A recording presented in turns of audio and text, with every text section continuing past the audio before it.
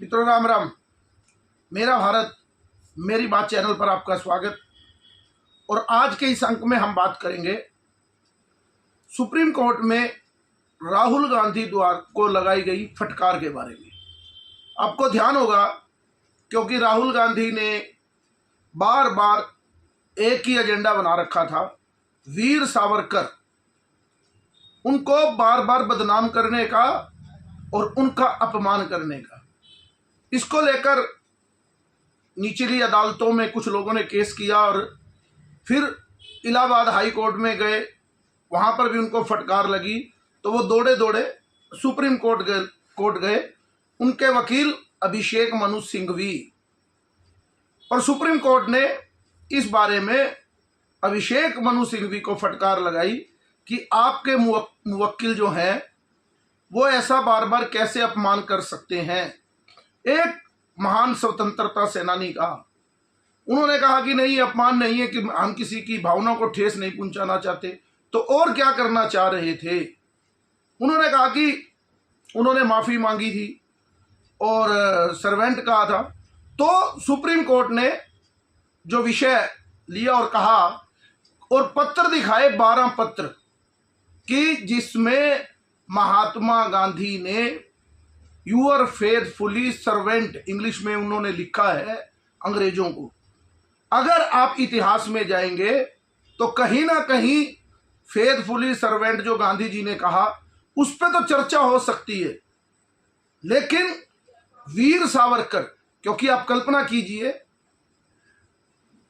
जो सजा वीर सावरकर को 2 जन्मों की मिली और काला पानी की सजा मिली, और एक 10 बाई 10 की छोटी सी काल कोठरी के अंदर वीर सावरकर को रखा गया, सब कैदियों से अलग, और उनको क्या किया, कोल्हू में पीसा गया, कोल्हू में लगाया गया। जहां बैल आपने देखा होगा महाराष्ट्र की तरफ, तो जैसे गन्ने का जूस निकलता है, कोल्हू लगता है, तो बैल घूमते हैं और उससे रस निकलता है, तो उसमें उनको कोल्हू की जगह लगाया गया। सुबह से शाम तक इतनी यातनाएं उस व्यक्ति को दी, और उन्होंने वहां पर अपनी लेखनी द्वारा बहुत सी दीवारों पर लिखना शुरू किया।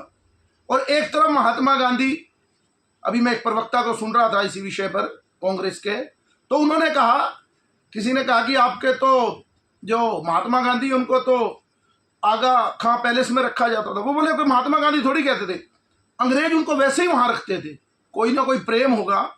और नेहरू को तो अंदर लिखने के लिए पूरी व्यवस्थाएं दी जाती थी कि आप अपनी किताबें लिखो, क्योंकि उनके तो प्रेम संबंध एडवीना के साथ थे, वो सबको जग जाहिर है। तो वो तो देशभक्त थे।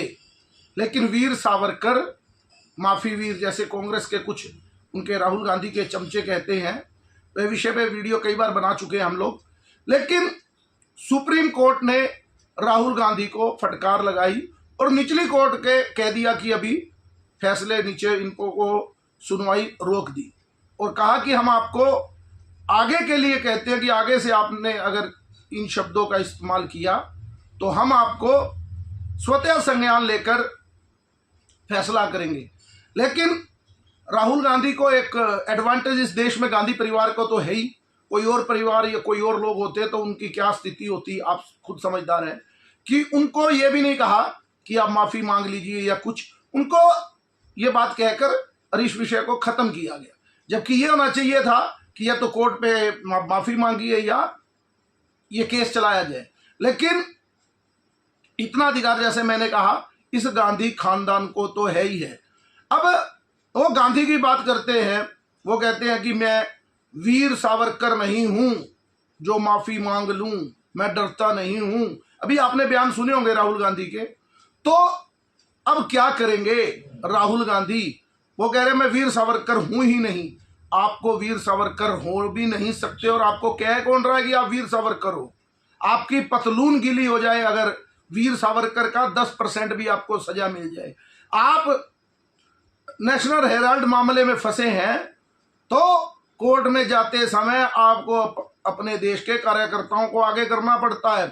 कोर्ट का सामना भी आपका करने की ताकत नहीं, और आप वीर सावरकर की बात करते हैं और कहते हैं हम तो गांधी के लोग हैं, गांधी परिवार से हैं। पहली बात तो गांधी की, जैसे मैंने कहा, उस पर तो चर्चा हो सकती है कि वो सर्वेंट लिख रहे थे 12 पत्रों पर और उनके सीधे सीधे नेहरू गांधी के अंग्रेजों के साथ बड़े अच्छे संबंध थे। कोई एक लाठी आज तक गांधी जी को नहीं पड़ी और बाकी लोगों को फांसी चढ़ा दी गई। लेकिन अगर गांधी जी की भी बात करें तो आप तो उस खानदान के भी नहीं हैं। आप फिरोज खान गंधी से गांधी बनाने से कुछ नहीं होता, गंधी खानदान से हो।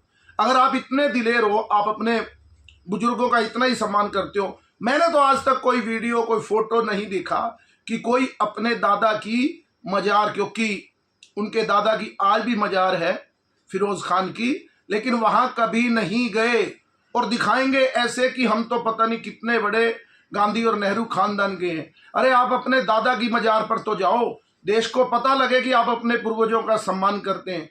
वही लोग अपने पूर्वजों की को याद नहीं करते जो शर्मिंदगी होती है। क्या आपको अपने दादा पे शर्मिंदगी है, इसलिए आप उनकी मजार पर नहीं जाते माथा टेकने?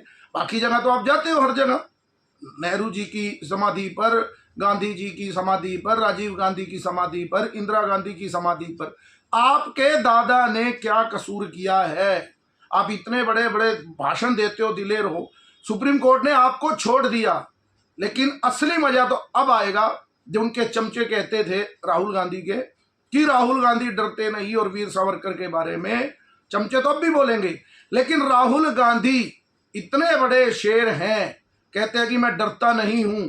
तो अब देखा जाएगा कि वो वीर सावरकर को लेकर अब क्या दोबारा आज के बाद वो टिप्पणी करेंगे, क्योंकि उनकी जो झूठी वीरता है उसका भी भान आ जाएगा। क्योंकि राहुल गांधी और का भी इस देश में सिस्टम है, तो इस वजह से वो कुछ भी कह सकते हैं।